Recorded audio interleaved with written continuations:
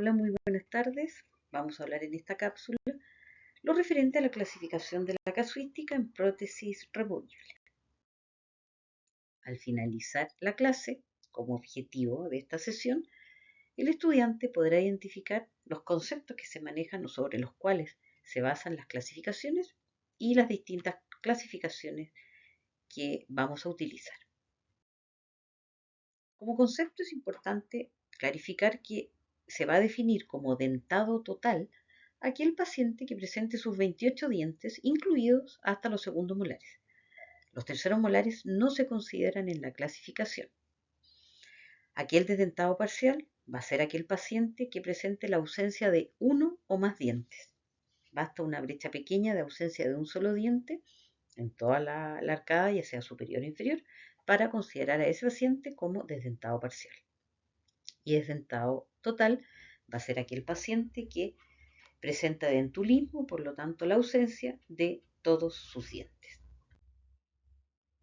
Vamos a hablar también de extremo libre, como aquella zona desdentada que está limitada a un solo lado por dientes pilares y en la zona más posterior no presenta dientes remanentes. Y brecha a aquel espacio desdentado o vano que va a estar limitado a ambos lados por dientes remanentes. En este paper, Kliman y Oliveira nos plantean los requisitos que debiera tener una clasificación ideal, que por supuesto ninguna de las que existe actualmente los cumple, pero es como para tener una referencia de que frente a cualquier clasificación, esto es lo que nos debiera permitir. Y es el permitir una visualización inmediata del tipo de desdentamiento, el número y tamaño de los dientes restantes, el tamaño y número de brechas. Permitir también la diferenciación instantánea entre dientes, aparatos de transmisión tisular, que vendrían a ser las prótesis, y los tejidos.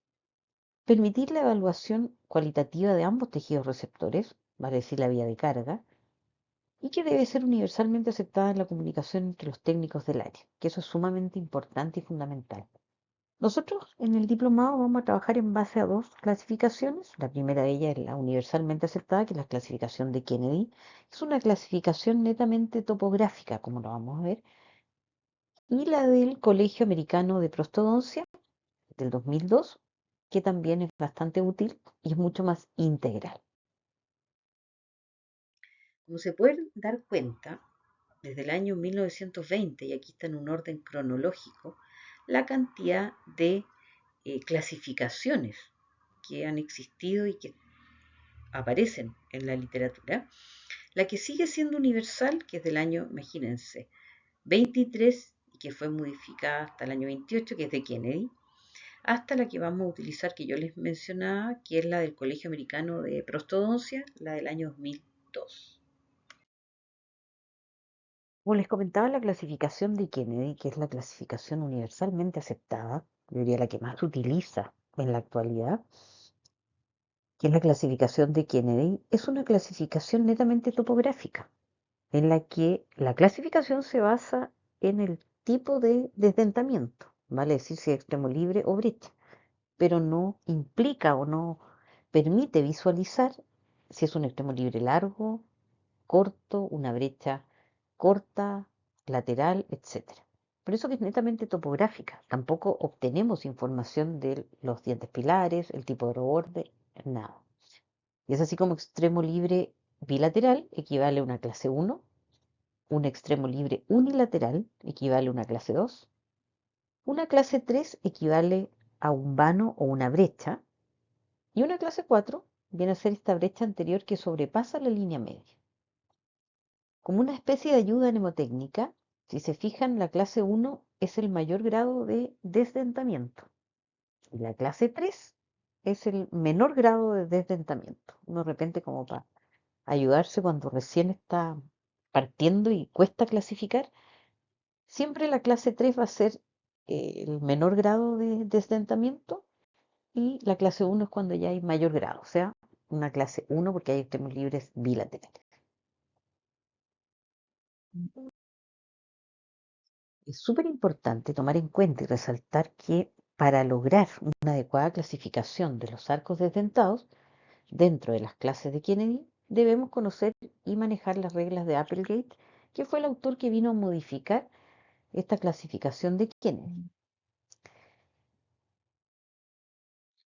Si se fijan acá en la regla 1, que establece que la clasificación debe efectuarse después y no antes de cualquier exodoncia, porque se puede alterar la clasificación. Veamos en la foto que señalo con el puntero, donde hay el diente incisivo, el 1-1, que se extrajo por indicación protésica. Aquí en la foto, la clasificación con ese incisivo es una clase 3 modificación 1. Sin embargo, la clasificación correcta realizada una vez que se efectuó la exodoncia es una clase 3 modificación 2 debido a que se genera una brecha anterior. Una brecha anterior, pero que al haber brechas posteriores siempre van a mandar los espacios posteriores. Luego tenemos la regla número 2, en que si falta un tercer molar y no va a ser reemplazado o restaurado, no se le debe considerar en la clasificación. Por lo tanto, aquí la clasificación, como yo les comentaba, es un dentado natural completo. La regla número 3 establece que si está presente un tercer molar y va a ser utilizado como diente pilar, por supuesto que debe considerarse en la clasificación. En este caso de la foto, una clase 3, modificación 2. La regla 4 establece que si falta un segundo molar y no va a ser reemplazado o restaurado, no se le debe considerar en la clasificación. En ese caso, entonces, pasa a ser un dentado natural completo, donde vamos a considerar el arco oclusal hasta el primer molar. La regla 5 de Applegate, que modificó a Kennedy, establece que el área más posterior desdentada es la que manda la clasificación. Tenemos en este caso de las fotos de ejemplo, donde pese a que existe una brecha anterior, existen dos brechas posteriores. Por lo tanto, los espacios posteriores son los que mandan la clasificación. Va a ser una clase 3, modificación en este caso 2. En el lado derecho de la imagen de la izquierda, vemos que hay un extremo libre y una brecha anterior y una brecha lateral. Mandan siempre los espacios posteriores más desdentados. En este caso, un extremo libre unilateral, por lo tanto la clasificación sería una clase 2, modificación 2. La regla 6 establece que las áreas desdentadas adicionales a aquellas que establecen la clasificación primaria son consideradas modificaciones de la clase y son designadas por su número. En el mismo ejemplo, lo que yo les comentaba, una brecha lateral, da lo mismo la ubicación si es derecha o izquierda, es espacio posterior, por lo tanto es una clase 3 con adicional 2 espacios desdentados, modificación 2. En el caso del extremo libre, quien manda siempre la clasificación son los espacios desdentados más amplios. El extremo libre, clase 2, modificación 2, las dos brechas adicionales. En el caso de la regla 7, establece que no importa la extensión de las modificaciones, solo la cantidad de las zonas desdentadas. Esto es lo que yo me refería de que Kennedy y Applegate son netamente topográficos. No profundizan en las características de la brecha, sino que interesa el número. Aquí vemos en los ejemplos, del lado izquierdo, hay tres brechas, manda siempre el espacio posterior, da lo mismo la ubicación. Es una clase 3, modificación 2. Y en este caso, fíjense, la extensión de la brecha que abarca más de un diente y sigue siendo una clase 3, modificación 2. No importa la longitud de la brecha, sino el número. La regla 8 establece que solo las clases 1, 2 y 3 pueden tener modificaciones. La clase 4 no acepta modificaciones. ¿Por qué? Porque cualquier brecha anexa a esta brecha anterior que establece una clase 4 ya pasa a ser una brecha posterior. Por lo tanto, pasa a, recuerden siempre, a transformarse en una clase 3 o clase 1 y 2, porque son los espacios posteriores los que mandan o establecen la clasificación. La otra clasificación que durante un tiempo fue bastante utilizada y que aparece a veces con frecuencia en la literatura, es la clasificación de Eichner y que tiene que ver netamente con las zonas de apoyo oclusal. Entonces, clasifica a los pacientes en base a tres grupos, A, B o C. En el A es cuando hay cuatro zonas de apoyo, vale decir, pacientes dentados o desdentados parciales, pero con pilares de apoyo. El grupo B es cuando hay ausencia de alguna zona de apoyo, por tanto son grandes zonas desdentadas, que implica la ausencia de pilares de apoyo. Y el grupo C es ausencia de contacto intermaxilar, por lo tanto ya implica que hay una gran pérdida dentaria y por lo tanto se genera mayor inestabilidad mandibular. Esta clasificación netamente se las coloco aquí para que la conozcan por si en alguna de las literaturas que ustedes profundizan aparece, pero nosotros no la vamos a utilizar, como si vamos a utilizar la de Kennedy y la que vamos a eh, conocer a continuación. Esta es la otra clasificación que yo les mencionaba que vamos a utilizar, que es la del Colegio Americano de Prostodoncia, que allá por el año 2002 estableció y desarrolló un sistema de clasificación tanto para el edentulismo completo como para el edentulismo parcial. Vamos a entrar mucho más en detalle en el edentulismo completo, porque de hecho hay ciertos parámetros del edentulismo completo que se utilizan en la clasificación del edentulismo parcial. Entonces, de cierta manera, esta clasificación permite clasificar al paciente en base a ciertos hallazgos diagnósticos. Entonces, nos permite establecer ciertas pautas para poder establecer un tratamiento lo más adecuado posible a ese paciente acorde a estos parámetros en los cuales trabaja. Podemos ver acá en la guía de clasificación, en este caso de el edentulismo completo, y que vamos a hablar del índice diagnóstico prostodóntico. Como se pueden dar cuenta, el primer punto tiene que ver con la altura del hueso mandibular, la morfología del reborde maxilar, la inserciones musculares a nivel mandibular, la relación que tienen las bases óseas, ya sea maxilares y mandibulares, las condiciones que requieren cirugía preprotésica, cuando existe un espacio intermaxilar disminuido, la anatomía de la lengua, ciertos factores modificadores, como vamos a mencionar. Finalmente, esto hace que se clasifique el paciente en cuatro clases, donde la clase 1 es la que está desde el punto de vista diagnóstico menos comprometida y por lo tanto el tratamiento va a ser mucho más favorable. Y el pronóstico también es mucho más favorable. Y la clase 4 es cuando ya tenemos situaciones clínicas de alta complejidad, no solo desde el punto de vista diagnóstico, sino también desde el punto de vista del tratamiento. Aquí tenemos, por ejemplo, el punto 1 de este diagnóstico prostodóntico, el índice diagnóstico prostodóntico, el PDI, que tiene que ver con la altura ósea mandibular, donde el tipo 1 siempre va a ser el más favorable, donde tenemos aproximadamente una altura ósea residual mayor a 21 milímetros, medido desde la altura vertical mínima de la mandíbula. En el tipo 2 tenemos una altura ósea residual entre 16 a 20 milímetros, medido también en la altura vertical mínima de la mandíbula. El tipo 3, altura del hueso alveolar residual de 11 a 15 milímetros en la altura vertical mínima. Para finalmente el tipo 4, como se ve en la foto inferior, ya rebordes muy reabsorbidos y por lo tanto hay una altura ósea vertical residual menor a 10 milímetros, medido desde o a nivel de la altura vertical mínima de la mandíbula.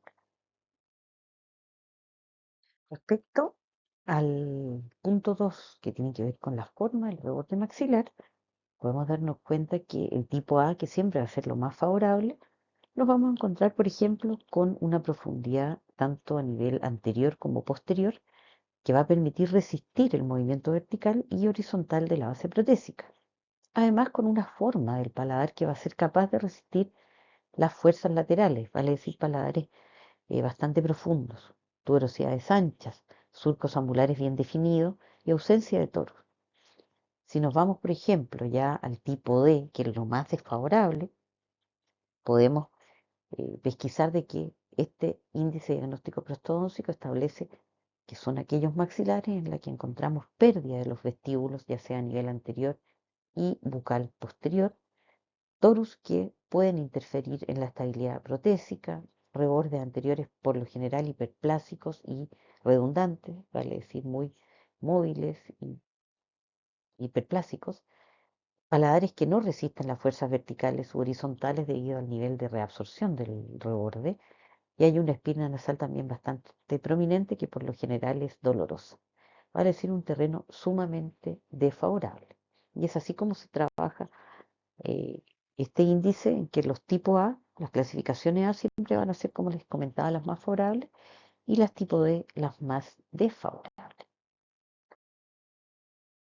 En el caso del punto 3, que tiene que ver con las inserciones musculares mandibulares, ideal va a ser siempre el tipo A, donde vamos a tener una base de la mucosa adherida sin compresión muscular indebida durante la función normal en todas las regiones. Si se fijan en la fotografía, nos encontramos con un reborde bastante favorable en altura, con inserciones musculares bastante alejadas de la zona más alta del reborde, lo que nos permite una altura de flanco bastante favorable. Si vamos, por ejemplo, al tipo C, establece que hay una base de la mucosa adherida en todas las regiones, excepto en los vestíbulos anterior y lingual, vestibular y lingual.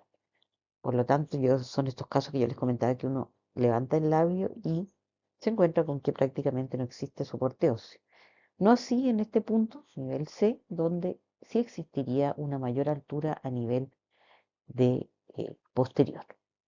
Ya en un tipo D, la mucosa adherida solo va a estar en la región lingual posterior, la zona del ángulo vistolingual, y por lo tanto nos encontramos con un reborde con un alto nivel de reabsorción, donde las inserciones musculares van a estar directamente insertadas a nivel óseo. En este caso, fíjense que es el único punto que establece un tipo E, donde, como se puede apreciar en la fotografía, ya no existe mucosa adherida en ninguna región y por lo tanto tampoco hay altura ósea. Entonces uno levanta el labio, la mejilla y la lengua y se unen prácticamente. No existe soporte óseo. Y en este punto es donde el índice prostodóntico lo clasifica ya como tipo E y ya estaría requiriendo aquí de otro tipo de terapia, como puede ser un injerto óseo o el poder analizar ya la colocación de implantes, porque aquí simplemente no hay tejido óseo que nos permita estabilidad alguna. O sea, aquí todo está, el futuro de esa aparatología en manos de la musculatura. El punto 4 nos habla de las relaciones cráneo-mandibulares. Establece que la clase 1 es la más favorable y que debiera tener una posición dentaria con articulación normal y dientes sobre la zona más alta del reborde, como se ve en la figura superior, donde ojalá tuviéramos una relación de las bases esqueletales y óseas, los huesos basales en clase 1, de manera de poder lograr un enfilado posteriormente lo más favorable posible y lograr finalmente la axialización de la fuerza. Ya una clase 2 implica que se van a tener que colocar los dientes por fuera de las bases óseas y eso va a llevar a que exista una superposición horizontal excesiva, manteniendo esta relación de clase 2, lo que lógicamente es un factor desestabilizante a esa aparatología. Y la clase 3, donde también implica la colocación de los dientes en una posición fuera de la relación normal de las crestas óseas y lleva a que los dientes anteroinferiores queden por fuera de los anterosuperiores, al igual que los molares inferiores, donde van a quedar en una mordida cruzada a nivel posterior. Por lo tanto, dependiendo de todos estos factores, es que el paciente se va a ir clasificando en ya sea una clase 1, que va a ser la ideal o mínimamente comprometida, y que son aquellos pacientes que van a presentar edentulismo completo ideal o mínimamente comprometido con los 4 criterios que son favorables. La clase 2 ya pasa a ser moderadamente comprometida y son situaciones clínicas en que los pacientes van a presentar estructuras anatómicas moderadamente comprometidas, pero ya empieza a aparecer un deterioro del tejido de soporte. La clase 3 habla de que hay un compromiso sustancial. Son pacientes que presentan estructuras anatómicas con mayor grado ya de deterioro. La clase 4 es situaciones clínicas gravemente comprometidas. Aquí los pacientes presentan estructuras anatómicas de soporte muy desfavorables, donde normalmente se va a requerir de una cirugía preprotésica, pero no siempre se va a poder realizar, como lo veíamos en la cápsula, debido a la salud del paciente, las expectativas y la anamnesis remota de nuestros pacientes. Ahora, una variable con mayor puntuación es suficiente para clasificar al paciente en un grupo más complejo. Y simplemente ustedes van rellenando de acuerdo a lo que están encontrando y la clase que tenga más clasificación es la que tienen que ustedes considerar. Ujú. Pero si están en el límite entre una clase 2 y 3, lo que plantea la guía de utilización de este índice es que se clasifique el paciente en la puntuación más alta, vale decir, en una clase 3. Como plantea también la guía, que ustedes van a rellenar y que ya está en el aula para que la puedan descargar, ¿cuáles serían aquellas condiciones que requieren cirugía preprotésica? Procedimientos menores de tejidos blandos, como son épulis fisurados o lesiones de tipo inflamatorias, procedimientos menores de tejidos duros, como lo vimos en la cápsula de cirugía preprotésica, alguna regularización de reborde, eliminación de alguna exostosis. También plantean la colocación de implantes simple, en la cual no se requiere un aumento de reborde, la corrección de deformidades dentofaciales y también el caso de exodoncias múltiples que conducen a desdentamiento completo que lleven a injertos óseos con aumento de tejidos duros. Son todas situaciones que hay que también considerar al momento de clasificar al paciente y dependiendo de el tipo de cirugía que se requiere, es la clasificación que ustedes van a realizar. En la guía hablan de procedimientos que requieren de cirugía preprotésica, pero que muchas veces no vamos a poder realizarla, como es el caso, por ejemplo, de las lenguas grandes con o sin hiperactividad. Si se fijan, aquí está que plantean para uno poder clasificar, y que no se trata de llegar y plantear una cirugía preprotésica y cortar la lengua.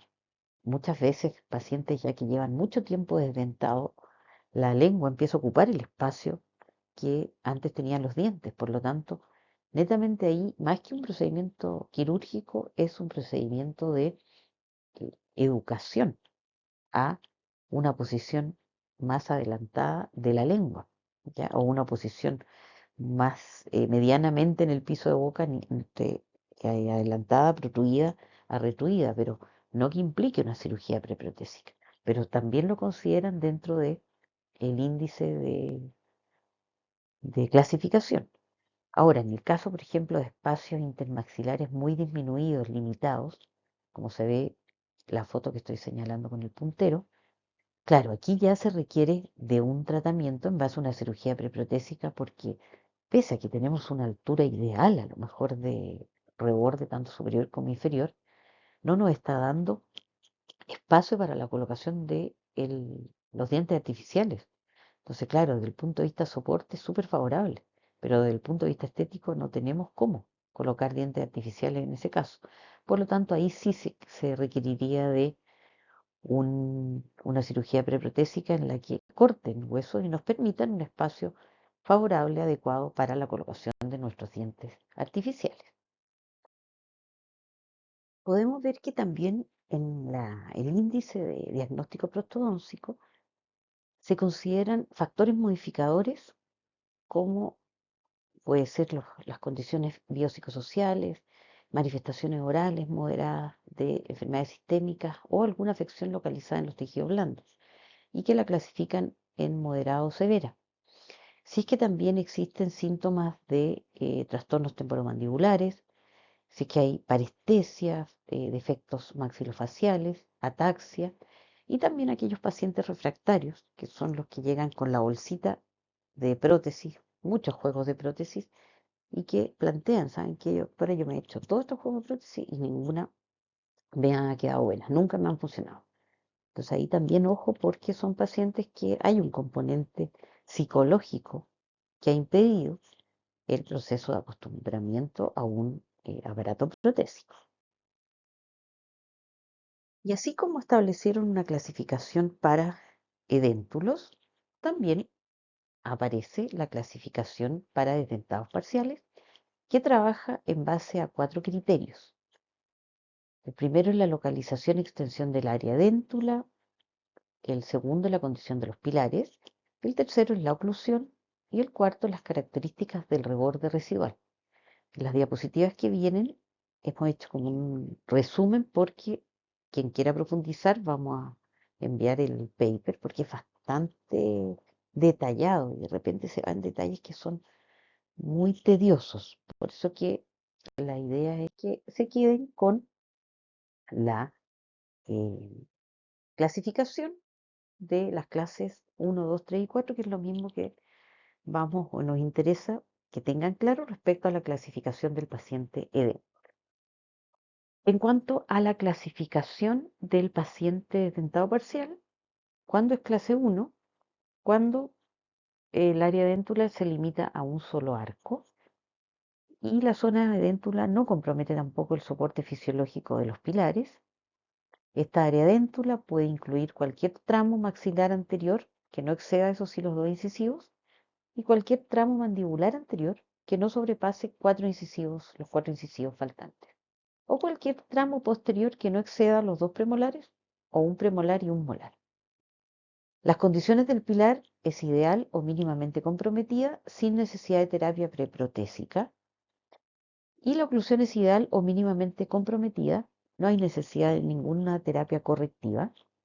La relación maxilomandibular es clase 1 y la morfología de la cresta residual se va a ajustar a la descripción que veíamos en la clasificación para dentulismo de clase 1. En cuanto a la clase 2, se plantea que pueden ya existir áreas déntulas en uno o ambas arcadas. Las zonas edéntulas no comprometerían el soporte fisiológico de los pilares tampoco. Las áreas desdentadas, al igual que en la anterior, pueden incluir cualquier brecha que no exceda 2 incisivos o cualquier brecha mandibular anterior que no exceda 4 incisivos. Y a nivel posterior, cualquier tramo, ya sea maxilar o mandibular, que no exceda de 2 premolares o un premolar y un molar, o cualquier canino faltante. Y ahí empieza a clasificarse como clase 2. Los pilares en uno o dos sextantes tienen insuficiente soporte para restauraciones intra o extracoronales. También plantea que los pilares en uno o dos sextantes requieren de terapia complementaria, que se refiere a eh, operatoria, endodoncia, ortodoncia, periodoncia, etc. También aquí se requeriría de corrección oclusal. Relación maxilomandibular sigue siendo molar clase 1 y la morfología de la cresta residual se viene a ajustar a la descripción del edentulismo en clase 2. Por otro lado, ya la clase 3 es un sistema bastante más inestable, con una oclusión que ya no se clasifica como oclusión fisiológica, y plantean que las áreas desdentadas pueden estar presentes en uno o más o ambos arcos. Las áreas edéntulas comprometen ya eso sí el soporte de los pilares, por lo tanto la masa alveolar crítica empieza a ser bastante desfavorable. Las áreas desdentadas abarcan más de 3 dientes o 2 molares y áreas edéntulas anteriores de 3 o más dientes. Los pilares en 3 sextantes tienen dientes con soporte insuficiente para soportar, como les comentaba, restauraciones ya sea intra o extracoronales. Los pilares de 3 sextantes requieren de terapia complementaria localizada. Los pilares tienen un pronóstico reservado. Oclusalmente requiere de un restablecimiento de todo el esquema oclusal, por lo general aquí podríamos estar hablando de prótesis de trabajo, pero sin un cambio en la dimensión vertical. La relación maxilomandibular debiera estar en clase 2 y la morfología de la cresta residual se ajusta a la descripción completa del entulismo clase 3. También se plantea de que puede existir a nivel óseo la presencia de exostosis o de torus.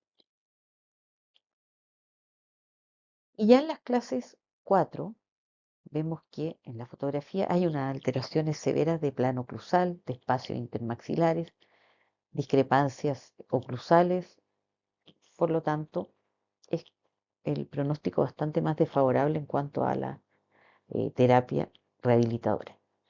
Se plantea que las áreas desdentadas pueden ser extensas y ocurren en ambos arcos. Las áreas edéntulas comprometen el soporte de los dientes pilares, ya hay un pronóstico reservado. Las áreas desdentadas incluyen defectos maxilofaciales congénitos o adquiridos. Los pilares de 4 o más sextantes tienen soporte periodontal insuficiente para retener o soportar restauraciones intracoronales o extracoronales.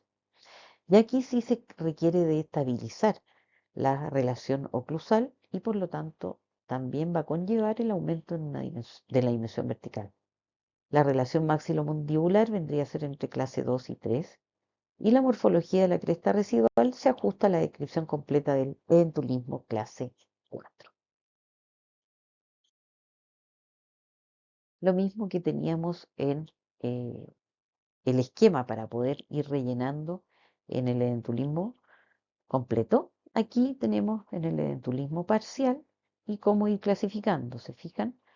Los parámetros en los cuales se clasifica o se basa esta clasificación, que es la localización, extensión del área edéntula, la condición de los pilares, la oclusión y las características del reborde residual.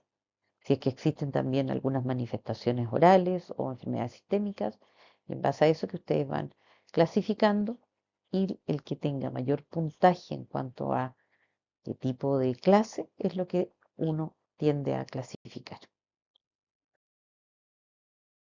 Lo que yo les comentaba, la guía para la utilización de la clasificación del Colegio Americano de Prostodoncia, cualquier criterio único de una clase más compleja va a colocar al paciente en la clase más compleja o nivel o puntaje más alto. El tratamiento preprotésico inicial y o la terapia complementaria pueden cambiar el nivel de clasificación inicial. Si algún pilar, por ejemplo, estaba deficiente, ustedes le hacen terapia periodontal, de la cual logramos de cierta manera estabilizar ese soporte óseo, o con un tratamiento endodóntico. Y lógicamente eso va a ayudar a que el paciente, a lo mejor de clase 2, pueda clasificarse en difícil. En clase 1 no, hablemos de una clase 3 o una clase 2. En la situación en la que el paciente presenta un maxilar edéntulo opuesto a una mandíbula parcialmente desdentada, por ejemplo un síndrome de Killy, cada arco se va a diagnosticar con el sistema de clasificación adecuado de manera individual, o sea, para maxilar y otro para mandíbula. La única excepción a esta regla va a ocurrir cuando el paciente presenta una mandíbula edéntula opuesta a un maxilar dentado completo o parcialmente desdentado, debido a la complejidad del tratamiento y el pronóstico reservado, se va a clasificar siempre en una clase 4. Sería la única excepción. Y cuando tenemos presencia de síntomas de trastornos temporomandibulares, aumenta la clasificación por uno o más niveles en clases 1 y 2 de los pacientes. Aquí se presenta en la diapo un resumen, que es lo que aparece en el glosario de términos prostodóncicos respecto a este índice diagnóstico prostodóncico del Colegio Americano de Prostodoncia, en el que, por ejemplo, el paciente clase 2, parcialmente dentulo, es un paciente que presenta un edentulismo parcial, que es moderadamente comprometido y que está confinado a un solo arco. Hay un compromiso moderado de los dientes pilares en al menos un sextante. Va a haber un compromiso moderado oclusal que va a requerir de una terapia complementaria y hay una relación molar clase 1 y un clase 2 que es del reborde residual acorde a la descripción de eh, la clasificación del completamente edéntulo. Entonces aquí está como resumido lo que veíamos y les leí recién en las diapositivas anteriores. Entonces, como se pueden haber dado cuenta, la idea de toda esta clasificación, que es la que vamos a ocupar junto con la de Kennedy, es poder tener una idea diagnóstica, ayudarnos en cuanto a eh, el diagnóstico y finalmente la terapia rehabilitadora que vamos a planificar. Ujú. Es lo que el objetivo final que tienen la mayoría de estas clasificaciones y que de las que existen hasta el momento, esta es la más integral, porque como pudimos ver, abarca muchos otros parámetros que no necesariamente se enfocan en los dientes pilares y el reborde residual, sino que hasta incluso las condiciones sistémicas de nuestro paciente.